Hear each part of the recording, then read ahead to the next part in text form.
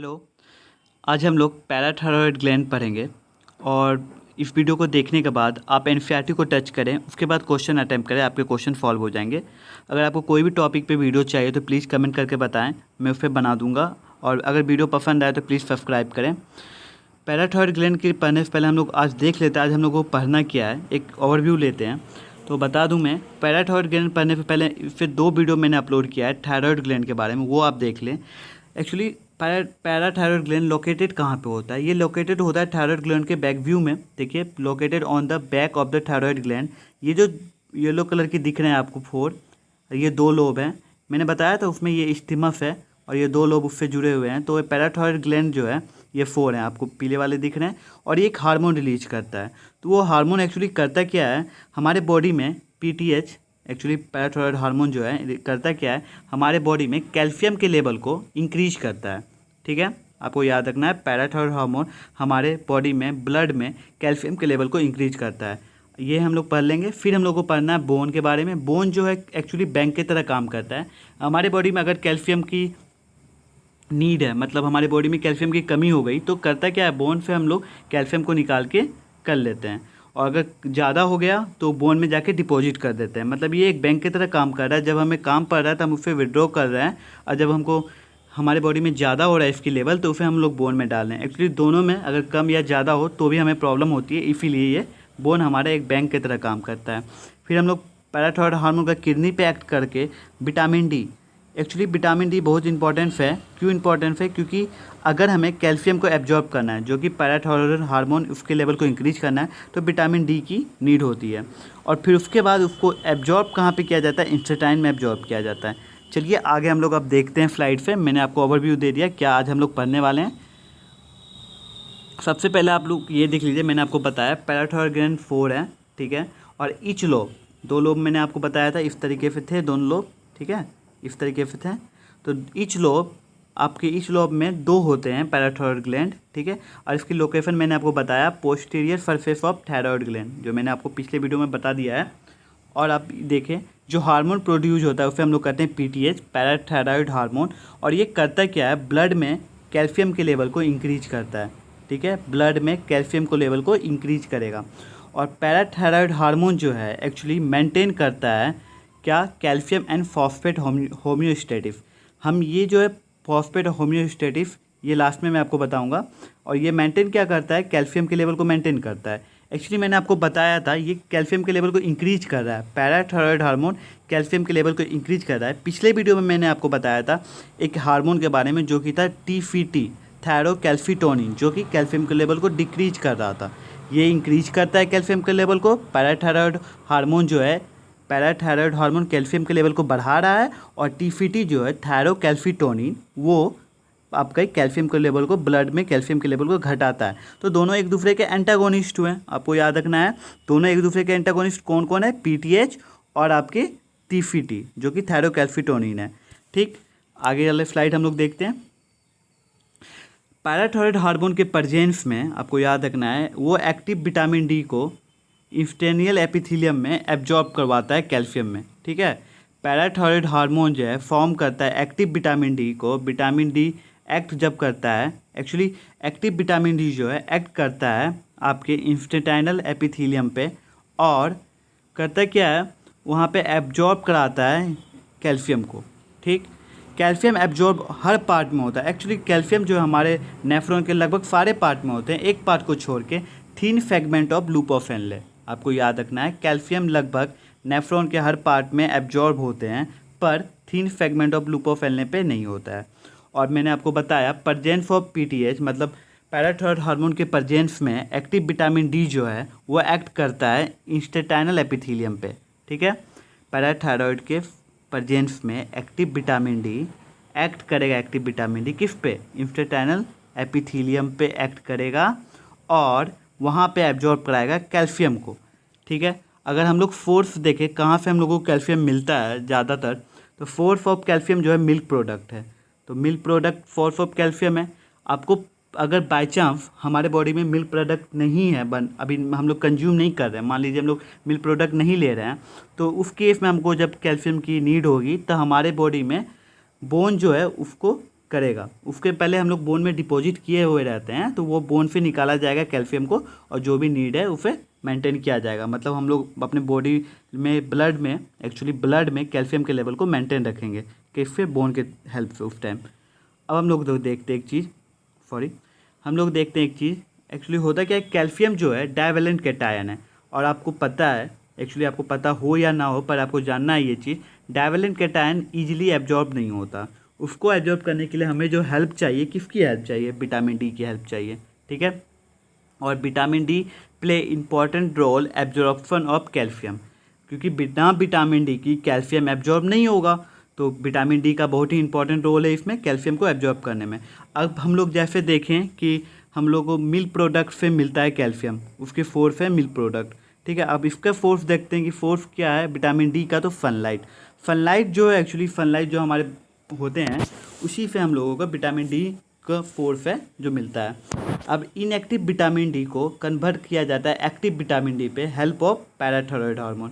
Parathyroid hormone help करता है, inactive vitamin D होता है एक्चुअली, उससे एक्टिव करने में, ठीक है, एक्टिव विटामिन डी में कन्वर्ट करने के लिए उसी में पैराथायरॉयड हार्मोन हेल्प करता है।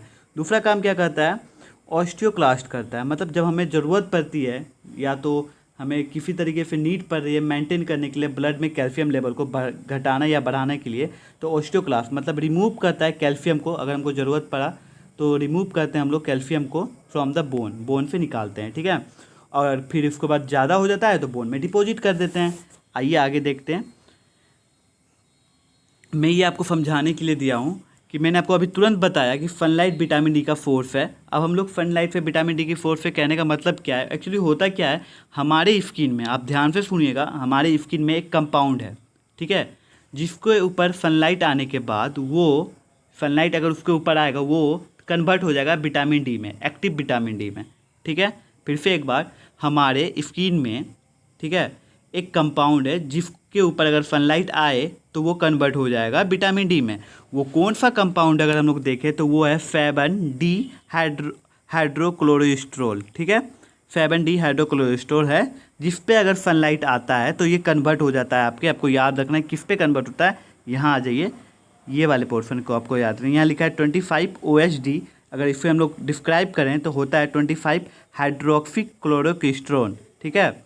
ये इसमें हो जाता है, ये अभी भी इनएक्टिव है, ठीक है, ये अभी भी इनएक्टिव है। इस पर क्या करेगा आपका पैराथायरॉयड हार्मोन PTH जो है, इस पर एक्ट करके, इसको रेगुलेट करके, इस पर एक्ट करके किडनी पे एक्ट करेगा इस पर, और यहाँ पे करेगा क्या 125 हाइड्रोक्सी क्लोरोकैल्सिट्रोल को करेगा, ठीक है। इससे क्या होगा, ये एक्टिव फॉर्म है, ये अभी भी इनएक्टिव फॉर्म है, आपको याद रखना है। मैं फिर से एक बार इसको रिवाइज करवाता हूँ आपको। हमारे बॉडी में, ठीक है, हमारी स्किन में एक्चुअली अगर सनलाइट पर आता है, ठीक है, हमारे बॉडी में एक सनलाइट आने के बाद हमारे बॉडी में एक होते हैं कंपाउंड होते हैं जो कि कन्वर्ट हो जाते हैं विटामिन डी में। और वो कंपाउंड कौन सा है आपको याद रखना है, 7D हाइड्रोक्लोरोस्ट्रोल। अगर इस पर सनलाइट पड़ा, मान लीजिए इस पर सनलाइट पड़ा, ये सन है, ठीक है, तो ये कन्वर्ट हो जाएगा आपका 25 हाइड्रोक्सी कॉलिकिस्ट्रोल में, ठीक है। अब यहाँ तक कन्वर्ट होगा। अब इस पर क्या करेगा, 25 हाइड्रोक्सी कॉलिकिस्ट्रोल पे PTH एक्ट करेगा। कौन करेगा, पैराथायरॉयड हार्मोन। अभी ये इनएक्टिव फॉर्म में है, अभी ये इनएक्टिव है, एक्टिव नहीं हुआ है।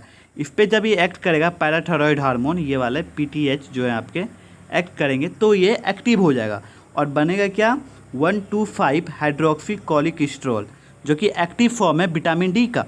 अब ये एक्टिव हो गया, अब ये कैल्शियम को रीएब्जॉर्ब करने में हेल्प करेगा। इंस्टिट्यूशनल एपिथेलियम में कैल्शियम को एब्जॉर्ब करने के लिए हेल्प करेगा।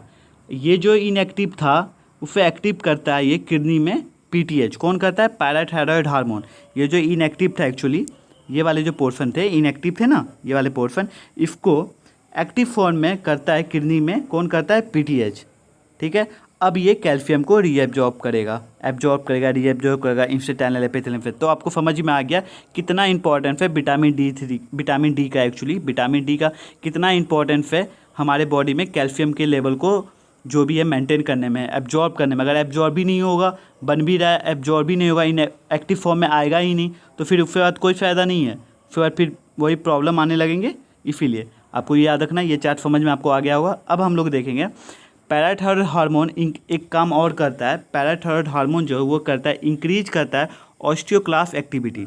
मैंने आपको बताया था रिमूव करता है बोन से कैल्शियम के लेवल को। अगर हमारे बॉडी में अगर कैल्शियम के लेवल की नीड है, मतलब थायरोकैल्सिटोनिन जो डिक्रीज करता है, मान लीजिए अब हम लोग को ज़्यादा करना है कैल्शियम का लेवल हमारे ब्लड में, उसकी कैल्शियम के लेवल को हमको मेंटेन करने के लिए ज़्यादा करना है, तो एक काम और करता है ये करता है क्या है, पीटीएच। एक्चुअली पीटीएच जो मैंने लिखा है इंक्रीज करता है ऑस्टियोक्लास्ट एक्टिविटी, मतलब जो रिमूव हो रहा है कैल्शियम का लेवल उसको एक्टिविटी को इंक्रीज कर देता है, ज़्यादा कर देता है। मैंने आपको बताया था ऑस्टियोक्लास्ट का मतलब पिछले मतलब स्लाइड में है। तो अब देखिए पीटीएच एक और काम करता है, आपको याद रखना है, आपके एनसीईआरटी में नहीं दिया है फिर भी आपको याद रखना है, कहीं क्वेश्चन आ जाए इससे। पीटीएच जो है इनहिबिट करता है फॉस्फेट एब्जॉर्प्शन इन पीफीटी। एक्चुअली ये इनहिबिट करेगा फॉस्फेट के एब्जॉर्प्शन को पीफीटी में, और इंस्टेटाइन में इसे एक्टिव करेगा, मतलब परमिशन देगा, और इसमें ये जो है इनहिबिट करेगा, पीफीटी में एब्जॉर्प्शन को रोकता है। अब आपको मैंने बताया था, एक चीज़ बताया था, सबसे ज़्यादा actually thin segment of loop of Henle में नहीं होता है एब्जॉर्प्शन आपका, बाकी सब में होता है। अब बाई चांस हम लोग देख लेते हैं अबनॉर्मलिटीज अगर हो जाए, अगर कुछ प्रॉब्लम हो जाए इसके सिक्रीशन में तो क्या होता है। सबसे पहले तो आपको ये जानना है कि कितना mg% में होता है, इसका नैरो रेंज है, बहुत ही नैरो रेंज। 9 से कम हो गया तो हाइपोकैल्सेमिक हो जाएगा, 10 से ज़्यादा हो गया तो हाइपरकैल्सेमिक हो जाएगा। अब आपको समझना है कितना नैरो रेंज है, इसे हमें मेंटेन करना, और कितना इंपॉर्टेंट रोल कर रहा है विटामिन डी। अगर विटामिन डी नहीं होगा तो ये एब्जॉर्ब नहीं होगा, इसका लेवल घटेगा बढ़ेगा, फिर दिक्कत होने लगेगी। तो आपको देखना अगर 9 से कम हो रहा है तो हाइपोकैल्सेमिक, सॉरी यहाँ मैंने हाइपरकैल्सेमिक लिख दिया, यहाँ पे हाइपो लेना है आपको, सॉरी आप सही कर लीजिएगा प्लीज़। हाइपोकैल्सेमिक होने के कारण क्या होता है, कैल्शियम का लेवल डिक्रीज हो जाता है। ठीक है, आपके बॉडी में कैल्शियम का लेवल डिक्रीज हो जाएगा ब्लड में, तो होगा क्या, एक्चुअली ब्लड में कैल्शियम का लेवल डिक्रीज होने के कारण इंक्रीज कर देगा न्यूरल एक्साइबिलिटी को, और उसके कारण क्या हो जाएगा, टेटनी हो जाएगा। ठीक है, टेटनी मैं आपको बताऊँगा अभी, टेटनी हो जाएगा, और इसके टेटनी के कारण होता क्या है, कार्पोपिडल स्पाज्म हो जाएगा। इस तरीके के कुछ होंगे, ये आप देख लीजिए, इस तरीके के हैंड हो जाएंगे, इस तरीके के लेग हो जाएंगे। ठीक है, आइए आगे देखते हैं। अगर हाइपर कैल्शियमिक हो जाए तो क्या होगा, कार्डियक अरेस्ट हो सकता है, डेंजरस है, कार्डियक अरेस्ट हो जाएगा कैल्शियम का लेवल बढ़ने से। और क्या हो सकता है, हाइप्रोस्टोटिक फिब्रोसिस सिस्टिका, ये भी आपके बुक में नहीं है पर आपको ये एग्जाम्पल याद रखना है क्या होता है। ठीक है, अब हम लोग एनसीईआरटी के लाइन को कुछ कवर करेंगे और देखेंगे हमारे सारे लाइन कवर हुए कि नहीं हुए। तो आप एक बार देख लीजिए, in human 4 parathyroid glands are present, मैंने आपको बताया था, back side of thyroid gland, ये भी मैंने आपको बताया, on each pair of 2 lobe, ये भी मैंने आपको बताया, इन थायराइड ग्लैंड। ठीक है, पैराथायरॉयड ग्लैंड सिक्रीट क्या करता है आपका, पैराथायरॉयड हार्मोन, ये मैंने आपको बता दिया। ये सिक्रीशन रेगुलेट करता है किसका, कैल्शियम आयन के लिए, मैंने आपको बताया ये कैल्शियम के लेवल को, हमारे बॉडी में जो भी कैल्शियम का लेवल है उसे रेगुलेट करता है। पैराथायरॉयड हार्मोन जो है इंक्रीज करता है कैल्शियम लेवल को, मैंने आपको बताया था increase calcium level. Parathyroid hormone bone से स्टिमुलेट, मैंने बताया ना, बोन से जैसे बैंक का काम करता है एक्चुअली, वो जब उसको ज़रूरत पड़ता है बोन से वो निकाल लेता है, और जब उसको ज़्यादा हो जाता है तो बोन में वो जाके रख देता है। ठीक है, और उसके बाद मैंने आपको बताया stimulate reabsorption of calcium in renal tubules, मैंने बताया कि कौन से पार्ट करते हैं एब्जॉर्ब, कौन से पार्ट नहीं करते हैं, ये भी मैंने आपको बताया इस स्लाइड में। डाइजेस्ट फूड, ये भी ठीक है। अब देखिए पीटीएच हाइपर कैल्शियमिक, मैंने आपको बताया हार्मोन है, और इंक्रीज करता है ब्लड में कैल्शियम लेवल को, और अलोंग विथ टीफीटी, यहाँ दिया है टीफीटी, थायरोकैल्सिटोनिन के साथ मिलकर हमारे बॉडी में ये प्ले करता है role calcium balance in our body. मैंने आपको बताया ये दोनों मिलकर, पीटीएच और टीफीटी मिलकर हमारे बॉडी में जो भी कैल्शियम के लेवल है उसे रेगुलेट करते हैं, एक्चुअली घटेगा कि बढ़ेगा वो दोनों, उस दोनों से मेंटेन करते हैं। तो आपने देख लिया, इससे रिलेटेड जितने भी एनसीईआरटी के टॉपिक थे वो भी क्लियर हो गए। अब अगर आप देखनी चाहें, मैं बैक से स्पीड में एक बार रिव्यू करवा देता हूँ आपको। ये आप लोग देख लिए कितना परसेंटेज होना चाहिए एक्चुअली। ठीक है, और हाइपर कैल्शियमिक नहीं, एक्चुअली हाइपोकैल्शियमिक यहाँ सही करना था आपको, हाइपर कैल्शियमिक उससे कंडीशन में क्या क्या होता है ये भी मैंने आपको बता दिया। और ये इनहिबिट करता है पीफीटी में फॉस्फेट आयन को। ठीक, अब फिर मैंने आपको बताया कि ये सनलाइट इस पर पड़ेगा 7D हाइड्रोकोलेस्ट्रॉल में, तो वो इस फॉर्म में आएगा, ये इनएक्टिव फॉर्म में, इस पर पीटीएच एक्ट करेगा तो इस फॉर्म में आएगा। ठीक है, और उसके बाद यहाँ से आ जाए तो कैल्शियम डाइवैलेट करता है, इजीली एब्जॉर्ब नहीं होता, फिर हम लोग को विटामिन डी चाहिए, ये आपको याद रखना है। और ऑस्टियोक्लास्ट मैंने आपको बताया remove of calcium from the bone. ठीक है, अब आगे चलते हैं रिव्यू। और पीटीएच जो एक्चुअली विटामिन डी के फॉर्म में एक्टिव होता है तो वो इंस्टेटाइनल एपिथेलियम में जाके यहाँ पे एब्जॉर्प्शन कैल्शियम का बढ़ा देता है। मैंने आपको बताया मिल्क प्रोडक्ट है कैल्शियम के, और अनएबल फोर्स में क्या करता है, बोन फिल लेता है। अब फिर से मैं पहले पेज में जाऊँ तो यही है, आपको होम्योस्टेटिस करता है PATH जो है, मेंटेनिंग फॉस्फेट एंड होम्योस्टेटिस। आपकी इस वीडियो में आपके सारे लाइन कवर हो गए। चलिए मैं थैंक्स, अगर वीडियो पसंद आए तो